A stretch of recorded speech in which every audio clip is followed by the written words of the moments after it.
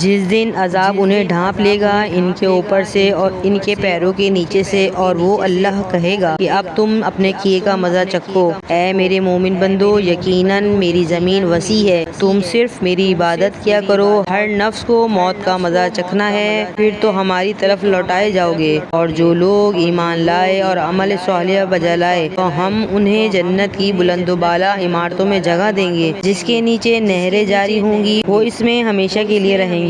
کتنا عمدہ اجر ہے ان عمل کرنے والوں کے لیے جن لوگوں نے صبر کیا اور وہ اپنے رب پر توکل کرتے ہیں۔ بہتر جانور ہیں جو اپنا رزق اٹھائے نہیں پھرتے، اللہ ان کو اور تمہیں بھی رزق دیتا ہے، اور وہ سننے والا اور واقف کار ہے۔ اور اگر تم ان سے دریافت کرو گے کہ کس نے آسمانوں اور زمین کو خلق فرمایا ہے اور سورج اور چاند کو مسخر کر رکھا ہے، تو وہ ضرور جواب دیں گے کہ اللہ، تو پھر وہ کہاں بہکائے جا رہے ہیں۔ اللہ اپنے بندوں میں سے جس کے رزق میں چاہتا ہے وسعت پیدا کر دیتا ہے، اور جس کے لیے چاہتا ہے نپا تلا دیتا ہے۔ بے شک اللہ ہر چیز کا جاننے والا ہے۔